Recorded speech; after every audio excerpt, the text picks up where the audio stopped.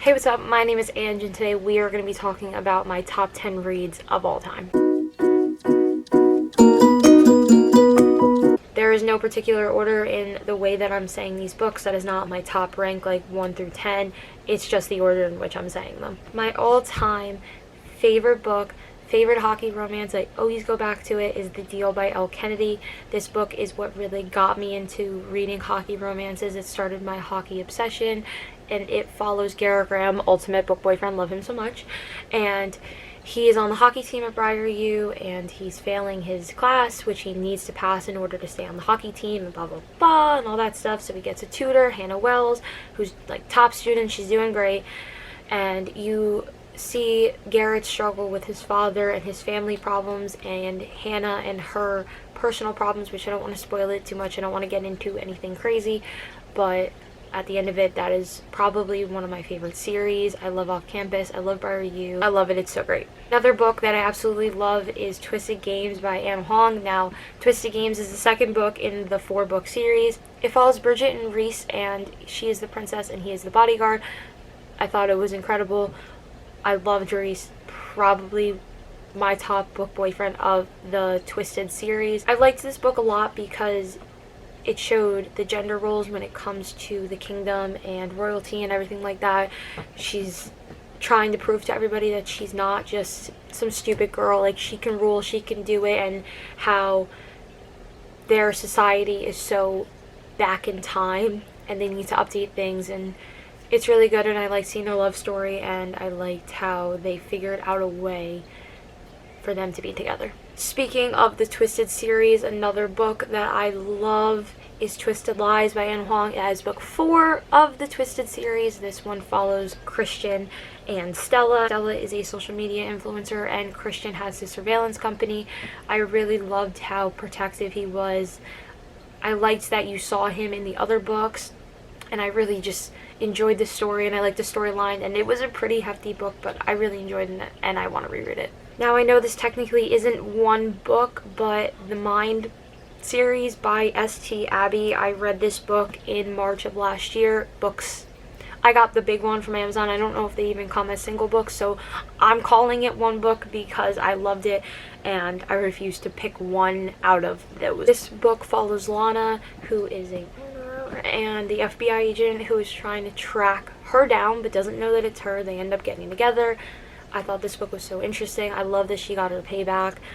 I don't want to spoil it too much, but basically that was definitely one of my top reads of all time, and I definitely want to read it again. In October, I read the Devil's Night series by Penelope Douglas, and by far Kill Switch was my favorite. Now, when I first picked up the series, I was like, I hate Damon. I think he's a terrible, terrible person, but this book is all about Damon and Winter and their story, and you really get to know Damon and see why he's the way he is. Now, if I'm going to be honest with you, I really didn't like Winter. Not that I didn't like her. She just definitely wasn't my favorite, but Damon, I loved him. You got to see why he had so much trauma. I loved that it was so raw and real, I guess you could say, because they didn't sugarcoat anything in this series, and I really, really liked this book. And although that is a very heavy book, I go back to it all the time. I definitely recommend that series if you're looking for something completely different from very fluffy romances. But again, although it handles very hard topics and there's no sugarcoating anything, I thought that it was really, really good. And I know that it is not one book, but the Shatter Me series has me in a chokehold. I love that series. I read that series so incredibly fast. All the novellas, everything. I feel like I was reading 2 or 3 books like in a day because I read it last summer. I love it. I want to read it again. It follows Juliet and her lethal touch and Aaron Warner, and there's just so much. I can't even get into it. If you haven't heard about this series, you need to go research it right now, order them right now, and read them absolutely immediately, because that was so, so good. I'm so glad that I gave it a chance because it quickly became one of my favorite series. Even though it was a young adult series, I found it so interesting. I was really, really enjoying it, and I would definitely reread it again. I recommend it to everybody when they're talking about a book like that.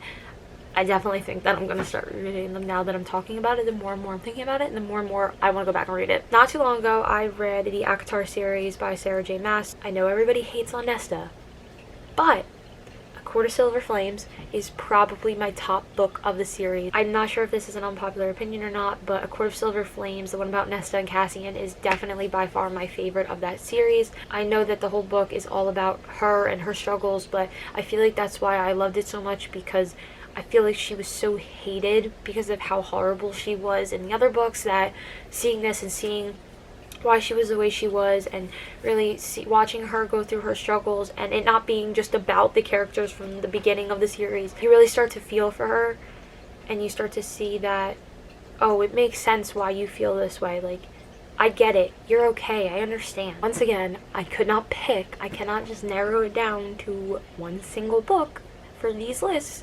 The Inheritance Game series by Jennifer Lynn Barnes is so good.